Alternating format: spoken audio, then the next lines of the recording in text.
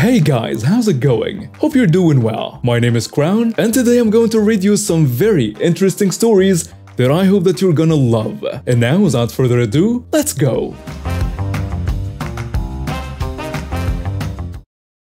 Alright then, so a bit of backstory on yours truly.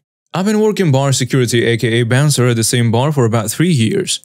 If you ever wanna know what it's like to be a bouncer, think daycare but at night. And instead of small children, it's adults who revert to children when intoxicated or even when not intoxicated. Anywho, this night is much like any other night. There is a popular local band playing, so we've got a decent crowd going. The team is keeping their eyes open for anyone passed out, being belligerent, drugs, and the works. I'm standing by the door to the bar area of the building. The way this place works, it's basically cut in half, with one half being a pool hall and the other a bar/entertainment area separated by a wall with a door on either end.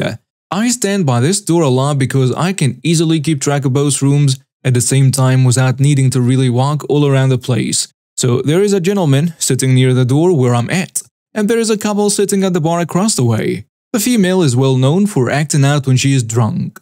From what we could see on the cameras inside, she walks over to the gentleman by the door and starts trying to flirt with him.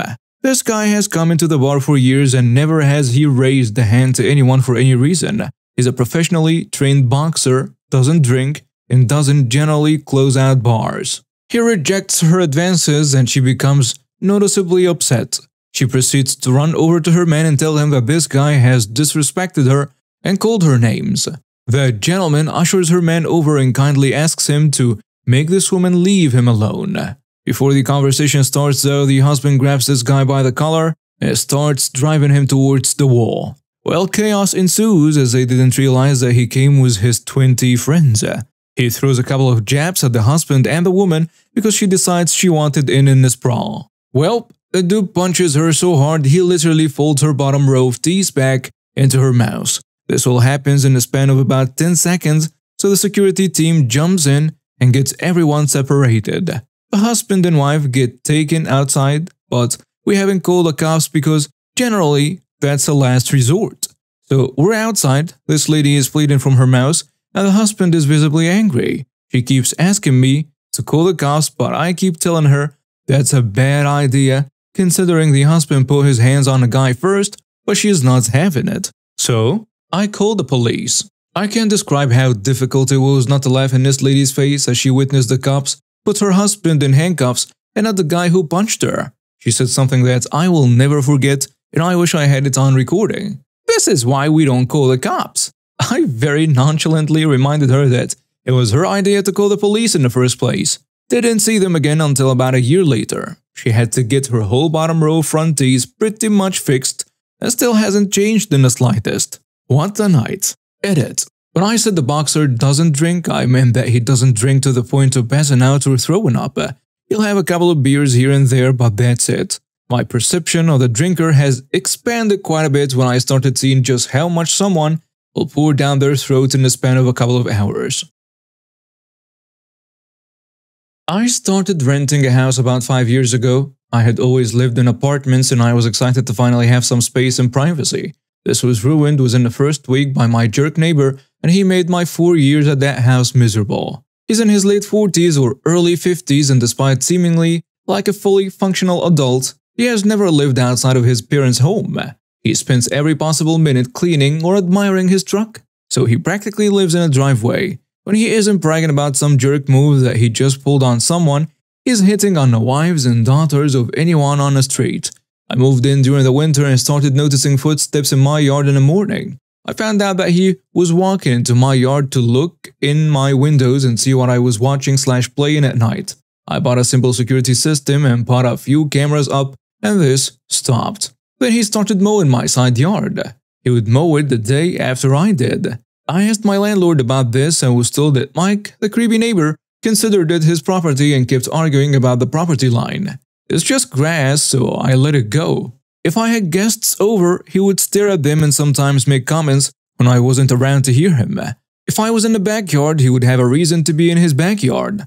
If I was in the house or the front yard, he was in his driveway where he could see me in my living room. If I was mowing the yard, he would get out a lawn chair and sit and watch, putting it away as soon as I was done. It came to a head when I caught him sending his dog into my front yard one morning instead of letting it out into his fenced-in backyard like he normally would. I told him to stay on his side of the property line, and he said that he was going to break into my house and smash my cameras and computer. Cops were called and he got off with a warning. Last fall, I told my landlord that I was going to move out. During the conversation, I found out that Mike, who was on workers' comp for an injury that he got at work, and that he was now bragging about how he was using his workers' comp checks to set up his own under-the-table landscaping business. My landlord, like most of the neighborhood, doesn't really like Mike. The landlord's son and family live across the street, and Mike has hit on the wife a few times over the years and has started to try to talk to their 17-year-old daughter.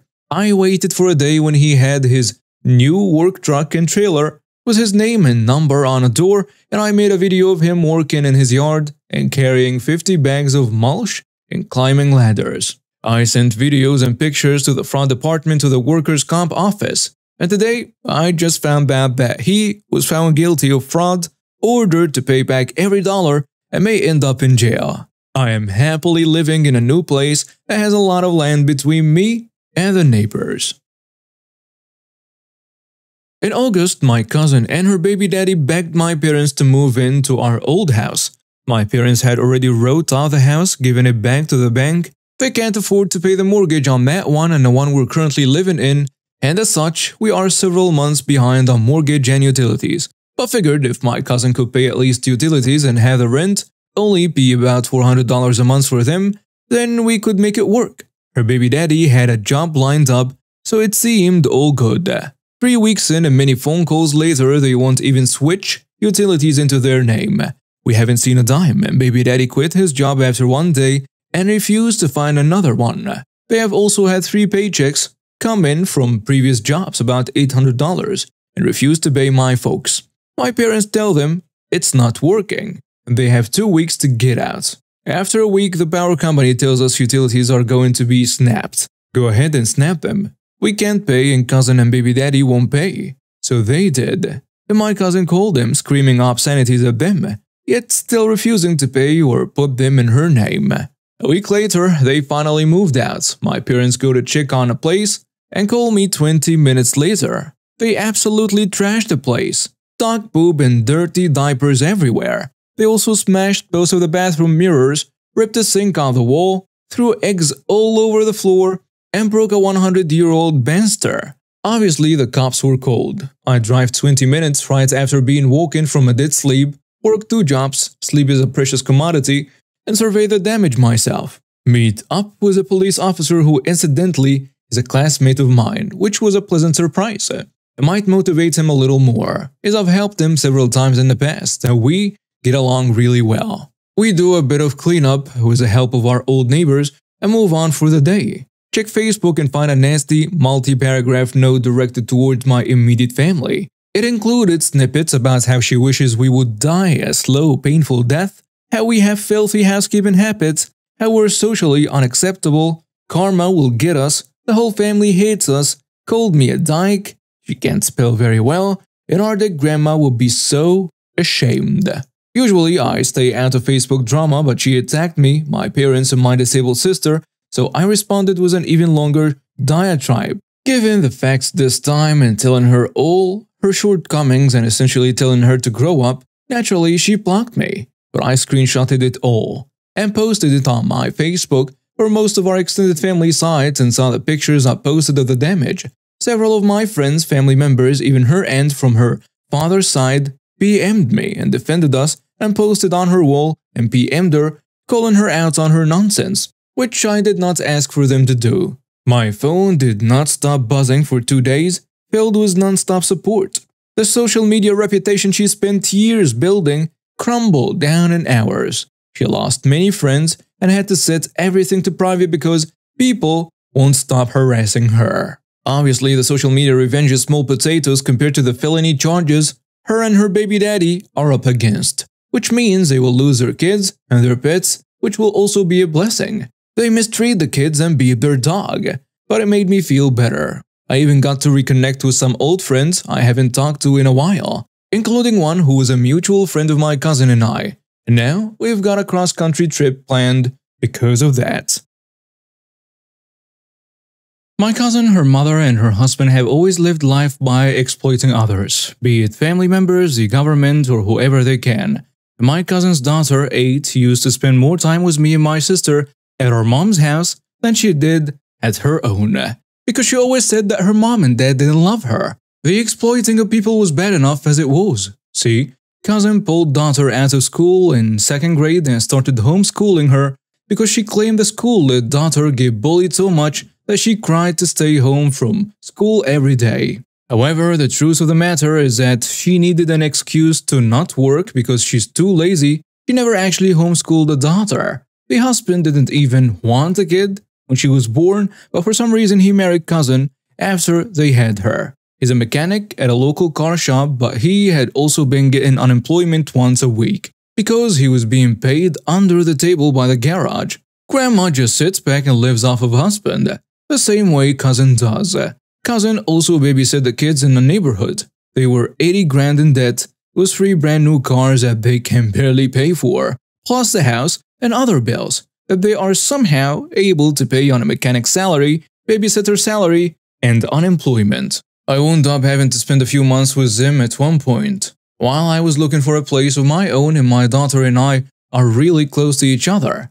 She tells me everything that happens and everything that is said, so I knew some of the abuse that was going on. I also knew that I wanted to deal with it on my own time, and that didn't include DCS, which where I live it's against the law to knowingly not report abuse, but I was dealing with it through the courts, trying to get them to give me custody without involving DCS, because I had enough video and audio proof of the abuse that once the court date came, I would have gotten her and cousin would not have known what happened. Well, one day, a couple of weeks before the court date, the daughter stepped on a nail while she was playing with her friends. It went all the way through her foot.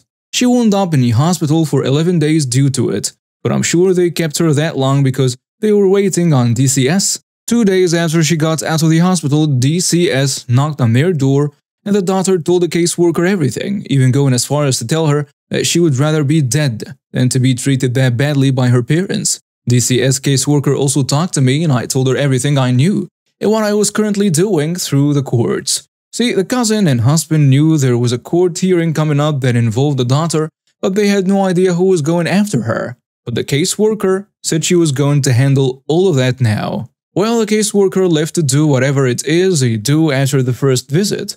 And then the blame game started. I got blamed for being the one that reported them to DCS and promptly got kicked out onto the street. Here comes the revenge. I called the local business licensing office and reported the garage for paying people under the table. I called the unemployment office and told them that the husband was being paid under the table by a garage that he was working at.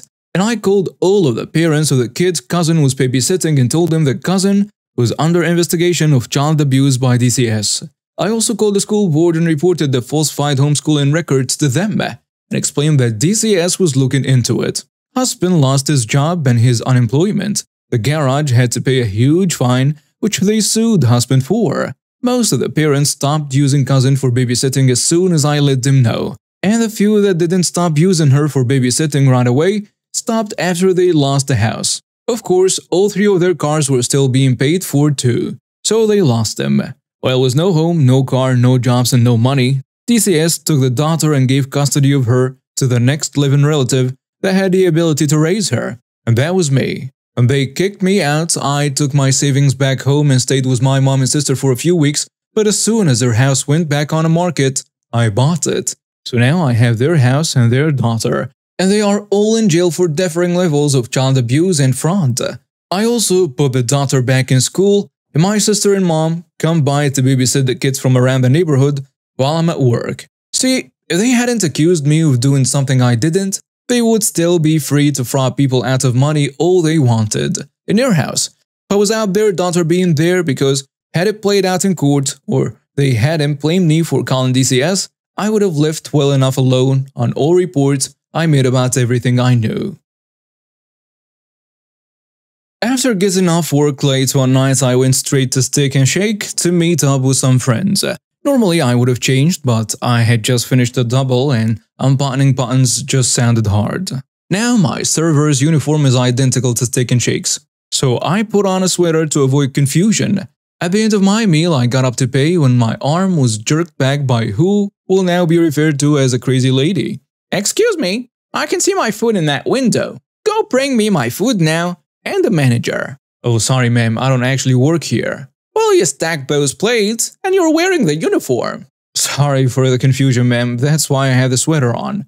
I actually work at a different restaurant." In this moment, I could see not only the embarrassment on her kids' faces, but the pure anger on hers. I know that face all too well and prepared myself for the worst. The crazy lady's face went red and the yelling commenced. "You lying witch! I just want my food.